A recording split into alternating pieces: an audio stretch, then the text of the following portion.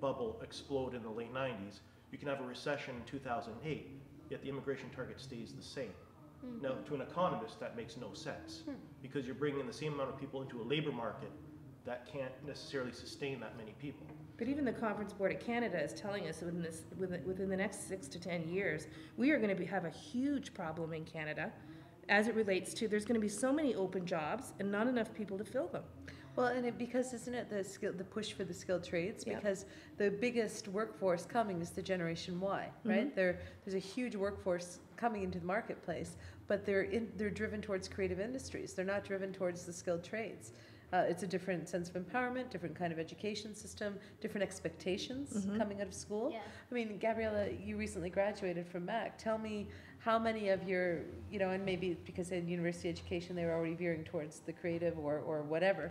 But I mean, how many people your age forget about from Mac, just friends of yours, think of skilled trades as a viable career choice, something they aspire to? I can think of a few people off the top of my head that have gone into tool and die, carpentry, things like that. But more often than not, it's... What's the value proposition for them to go? Why do they do it? I think it's people who consider themselves good with their hands.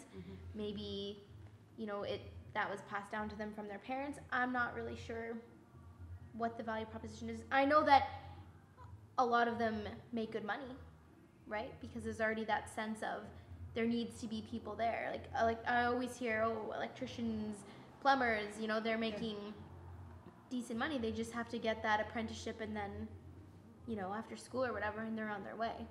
It's a huge industry, and I've done a lot of work with the building trades. Yeah. A couple of years I spoke at a conference for the building trades in Ottawa, and it was interesting. I was talking to them about the power of diversity, and there was probably 2,000 delegates, and most of them were older white men in the room, right, who had been in these positions of power, and my message to them was, this room needs to change. This room, there's going to be 3 areas that you're going to recruit from in the next 5 to 10 years. It's going to be Aboriginal, it's going to be women. Let's talk about the recent Hamilton Economic Summit. I've Yes. always been a part of it, couldn't make it this year. I was traveling out of town. You attended. Yep. What would be the proportions demographically in terms of leadership roles in that event? Were there a lot of women? Were there a lot of people of different backgrounds?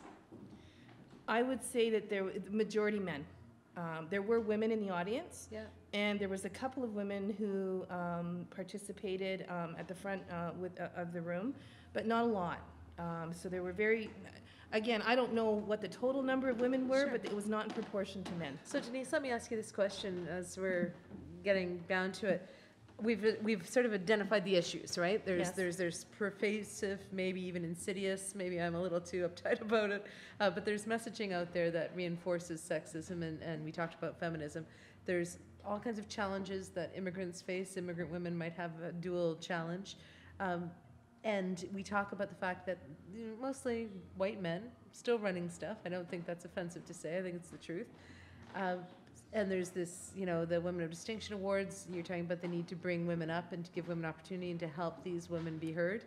At the end of the day, though, I'm always caught with this quandary, which is I don't resent the white man from doing well. That's how this culture was set up. They work hard. It's not like somebody gave them a pass. The smart ones, hardworking ones make it. The ones who are lazy and lack ambition don't make it as much. So I have a hard time sort of wanting to take their chairs away from them to put this person or that person in their place. Do you know what I'm saying? I don't want to replace them. I think that we need to look to the strong leaders in our community, and many of them. But like quotas for parliament, like having quotas in parties and quotas in caucuses. I understand. I don't believe in quotas, but I do believe in proportional representation. Okay. And I believe that if we're going to go to an event, and I'm looking at leaders in our community, I would like to see equal numbers of women leaders and men leaders up there sharing the message together. But that's not that's a quota to me. But you're saying it's rep by pop. If there's 50% women in our society, we should have 50% of women on the dais. We need to have more than one. Oh, I don't disagree. I'm just saying, but how you can't just fabricate people of quality and influence because you have 3 empty seats that you think a woman should sit in. Do you know what I mean? Like, I understand that it'd be nice to see, it would be reflective of our society. And ladies do outpopulate guys, so maybe it's a matter of being more a part of the process. You're not being left out, you're just not getting... But you're saying you don't want to replace them, and yet if it's, to go Rich's comment about numbers game, if there's 6 chairs up there, and you don't want to replace the white guys... I would rather see 3 and 3. But you can't just artificially decide 3 women, 3 men, and pick 3 women who, because they're women, get the chairs. Or do you? No, it's not because. I still think that we have a choice in everything that we do. And there are leaders that we may not have tapped on their shoulders yet to say to them, please get involved. Give them the chance. Give them the chance to be a leader. But who does that? Who does the tapping? I think we do. If we are leaders in the community, we have to start encouraging more young women, more women who we know who are already doing great work in this community to step up. Empowering them. Empowering these women. Giving them that chance. But okay, but guys, I just need to, in practical terms, it sounds great in theory, but in practical terms, how do you tap a woman on the shoulder and say, you should be on the dais of the Hamilton Economic Summit, and how do I get you there? I mean, it just Tell doesn't, them there'll be shoes after. What's that? Tell them they'll get shoes after. Oh, very funny. I think it is incumbent on us, though. I went to the Economic Summit this year, and there was some very good speakers and great opportunities. I'm going to take it upon myself in the next year that when I meet women who I think have a really great message that other women and men would be empowered by, to say to them, get involved in next year's Economic Summit. But you don't just, I was a speaker at the summit a few years ago because I helped to work on the launch of the Hamilton Business Ambassadors program. So my role in the summit was because of something specific that I did that was in line with economic development. I love the idea of having more women on that stage. I can't tell you how much. I'm just maybe a pragmatist, and I look at it and say, okay, the ideal I get, but how do you actually get them in those seats? They would have to work their way up through the chamber. They would have to have, or, you know, the various business circles in town, they would have to have clout or expertise or have done something specific that's germane to the topic of the conference. You can't just tap people on the shoulder and say, I think you're great, you know, get empowered to get involved. Like there's a reason why people are selected for those chairs. People like you and I in this group sitting here right now also, I believe, are in positions where when we have opportunities to speak out about it, like we're doing right now, this is a perfect opportunity. And hopefully other people will hear this message, that we would like to see more women represented at the economic level in this community. Are we having these discussions other than here? I mean, No, is this message being said? No, I think we need to have more. And I think, again, when I have an opportunity to share this message, I do.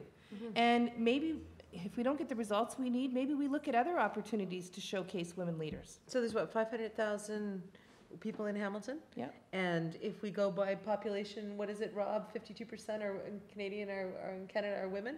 So let's just say, so you're speaking for, my math is horrific, you're speaking for what, 250,000 people. Denise Doyle, as the head of the YWCA, cannot be the lone voice on this, right? No. You know, I mean, that's a ridiculous, disproportionate amount of weight that you would carry. So, you know, who does this? How does it get done? I think we have to keep speaking. I think we have, I mean, I have a board of directors who, again, are all amazing women leaders in this community. They will go on speaking in terms of who they'd like to hear, at events they attend. Mm-hmm. And so So you're talking about a market factor, supply and demand. If there is a sufficient demand for having more women of merit and women of substance, women who fit the chair, not just there because of a quota, that it will take a supply-demand thing. If there's more demand for it, if not just myself, and the Chamber's heard from me over the years, and I'm not trying to beat up on the Chamber, I'll do it with any organization. I joined the Hamilton Club just because I found out women couldn't for the longest time, and I thought I had the votes to get me in there, and I've been a pain in the ass of the club ever since. I think that the important thing is that you're saying that if there's enough demand, if there's a critical demand, if there's more women who speak to these organizations and say, it's not because the men aren't doing a great job, it's because there are women who can also do a great job and they need to be in those seats strategically. I think we need to work together. So for me, it's not about, you know, I don't want to hear a man. Of course I do. I've had great men who've been great mentors to me in my life. Mm-hmm. I consider my partner a mentor to me. Mm-hmm. So it's not about that. It's about having a more diverse voice. And so that I believe is more reflective of our whole community and just not one segment of our community. Mm-hmm. And I think that, you know, things like the Women of Distinction Award, you still need them, because the fact is that we're not equal. So I understand your argument in that, you know, you can't just fill seats and fill quotas and do all of that, but we're not equal. We're not there yet. We're not at that ideal place. So I guess my fear is that if there's always a fallback position, that it you know, so the Women of Distinction Award is an important award, and women deserve the credit, and it's a big honor. But I feel as though, you know, does that... It shouldn't need to exist. Yeah, it shouldn't need to exist. That's exactly what I'm saying. And by it existing, does it then make it so that maybe women aren't nominating themselves in these other awards because they're being distinguished within their own gender? Do you know what I'm saying? Like, that's my concern, is that we want to be on the same stage and have the same opportunities and power and influence. And I see power and influence not as an ego thing. You can change shit when you've got power. You know, to me, that's the appeal of power, right? Quotas are the best way to get there? What's that? I don't think so. I mean, I don't think so, because I think that they won't be taken seriously. If you're put in by a quota, people will think you're put in by a quota. You know, if you get it by merit and ambition and effort and support. For sure. I totally agree with that. You know, one of the groups, Laura, you've helped me with in the past is Elect More Women. And I've often been asked, or that people have said to me, Denise, you support all women who run. I say, no, I don't. I said elect more, not all. As long as good ones to run. No, it's true. And so that's funny. Yeah, so we're on the same page. So I guess I'm just driving that I just would hate to see that these awards that have been created, and not just these awards, but programs that have been created for lack of opportunity, somehow keep them out of this other forum where they should excel. Do you know what I mean? Yeah. Like, if you look at again, I keep going back to the chamber, but in all their years of presidents, they've had, you know, a handful, maybe more, of women presidents. More so in the last few years. There's a trend changing there. But, you know, I don't know, I just hope that women stay in the main arena. Because if you get into these other arenas, then you might not keep fighting in the main arena, and that's where women need to be, to have real power. It's discussing stuff like this and bringing it to the forefront is what will eventually get us there. Yeah, you're right. If we just say, oh, well, you know, we've got this awesome Women of Distinction Award, you know, who cares about anything else? Then yeah, we'll never make it. But by having these discussions, I think eventually we could. But the fact is that we're not there yet. Final thoughts on this, Denise? I mean, you're the expert. We're the peanut gallery. You're in this stuff every day. We're just sitting here complaining about it, or at least I am. I think that we have, again, amazing role models in this community, and I, for one, and I know you will, so will you, look for opportunities to provide voice to the women leaders in this community. And I'd just like to congratulate you on this new venture and your new space. And it's secret. Don't tell anyone you're here. It's a secret lair. I'm in a secret space. It's absolutely beautiful. And just thanks for sharing the stories of Hamilton. It's really important. Denise Doyle. I would love to have you in the Lair again. It's been a great chat. Thank you. Thank you. And thanks, Rich, for weighing in. And Rob. Awesome. Okay, Thanks, Denise.